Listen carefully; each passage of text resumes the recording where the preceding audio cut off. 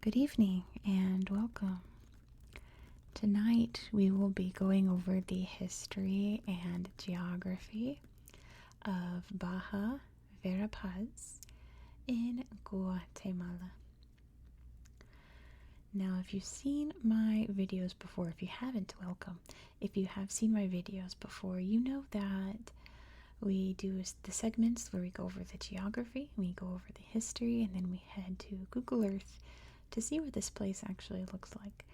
But the bad news is that the pictures in this area are not fantastic. They are beautiful in that Baja Verapaz is covered in mountains and beautiful, thick rainforest, jungly landscape. Not juggling landscape, jungle landscape.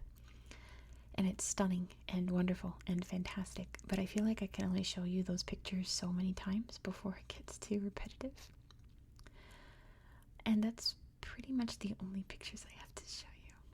Anything else I have printed out to show you. So we're just going to look at the atlas today. Keep it old school here, like how my channel started out. So Baja Verapaz, as you can see, is located kind of in the middle of Guatemala.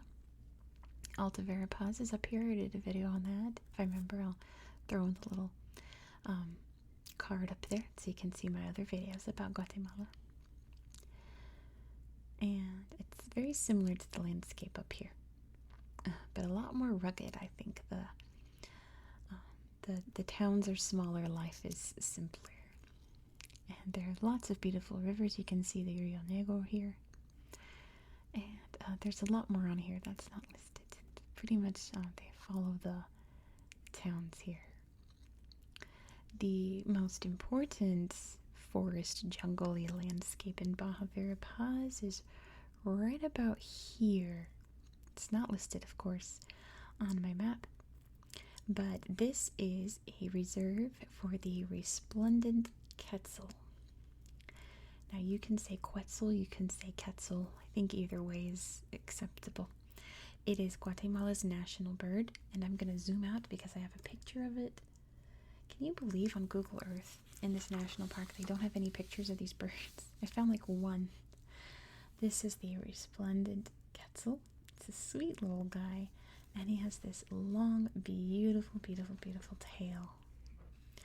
Now my printer kind of dulls the colors. This is a very bright, vibrant green, and a bright, vibrant red, and a white, white, white, white color right there. It's such a stunning bird. And so this is the place to come for bird watchers to see one of the most beautiful birds in the world. Let's zoom back in so you can see the landscape a little better. Baja Verapaz. Except I have one other picture to show you. Let me get that set up, but I'm going to show you where it's located first. It would be right around here or so. Was a Mayan city, which was known as Kawinal. Kawinal, I think that's how you pronounce it.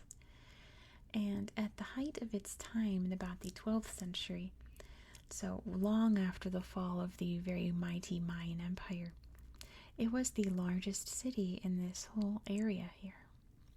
And you can see Guatemala City is not far down here. You can also see on my map, anywhere you see the 3 dots, that's an archaeological site. So why is there not 3 dots over here for this city? That is because in the 1980s, the government decided to create a hydroelectric dam on the river here. And in doing so, that would create, or I think it's a hydroelectric plant. I don't think it's a dam per se. I think just a plant, just to generate electricity. Doing that flooded the area, and it flooded this archaeological site, including many others around here.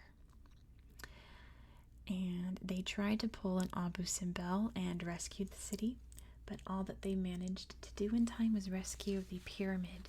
So this is what's left of the pyramid of Kawinal, which is really sad that we've lost this beautiful archaeological site, that we could learn so much more about the people of this time, because not much is known about the Mayans between the decline of the Mayan Empire and the arrival of the Spanish, other than they just kind of kept it cool, and, blended other cultures and things like that.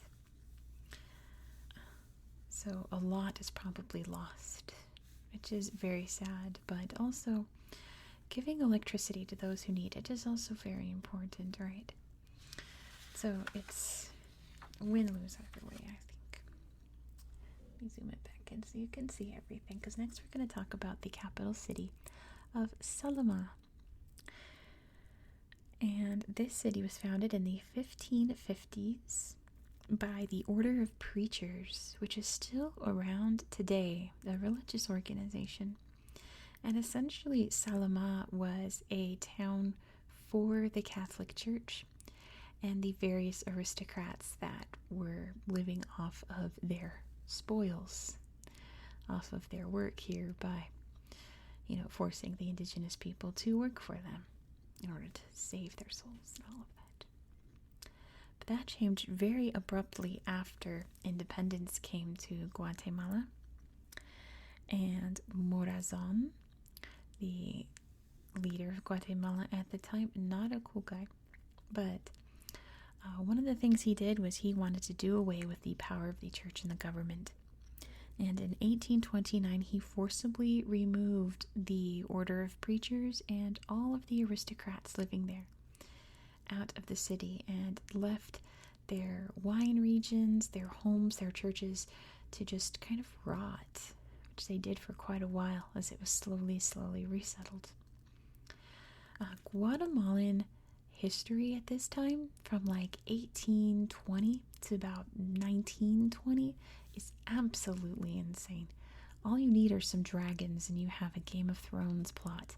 If you love political intrigue, if you love plot twists, just read the history of Guatemala. It is wild. I was just reading something I didn't know, that the leader of Guatemala in the early 20th century never grew out of his Greek god's face, essentially, and decided he was going to start a cult to Minerva. And in all the major cities, including Salama, he had built Greek-style temples to Minerva, which, if you really know your nerdy Greek god's history, you know Minerva's a Roman god, but that's beside the point. And there's like Vestal virgins in these temples and everything, and he forced the people once a year to have a celebration to the goddess Minerva, ancient Greek style, every year. And then once he was finally overthrown for being the worst, for other reasons, they just stopped doing that festival and demolished all of these Greek-style temples. Absolutely wild history. I remember when I first researched it for my video just on Guatemala, there were many times I had to pick my jaw off the floor, and I couldn't believe some of the intrigue and plot twists I had read. It was absolutely wild. Who's going to write a novel about Guatemala history? Because I will read that in a heartbeat. But that is essentially all that I have for you, to be honest. I know I don't have enough to make a very long, interesting video for you guys, but I searched and combed and searched, and I think it's one of those things that most of the history is probably on Spanish websites, and Google doesn't want to show me Spanish websites. I managed to drag up one, which is where I got this photo of the pyramid for you. But yeah, Google doesn't want to show me results that aren't in English, which is understandable, but those are the websites that have all of the good details of the history. There are lots of conflicts here in Salama. When the leader of Guatemala got really into communism in the 1950s, there was an anti-communist uprising here that was very quickly put down by the government. Lots of battles during I want to say in the 1830s, when Guatemala was essentially in a civil war. It was a lot.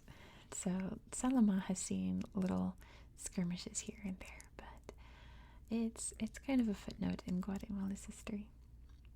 It's probably important that you come and see the birds. I think that's the main reason people would come here, is that you can go bird watching for one of the most gorgeous emerald green, shining, beautiful birds in the world. So thank you so much for watching. If you enjoyed this style of content, please consider subscribing. I haven't scripted the next episode, but I'm pretty sure it's going to be a tablet-only video, because that region we're going to next is the complete opposite of this. We are going to a desert, a rocky, barren, no tree in sight desert in Somalia.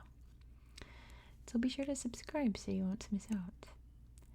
I hope that you found this video to be relaxing and educational, and I hope that you have a good night. Good night.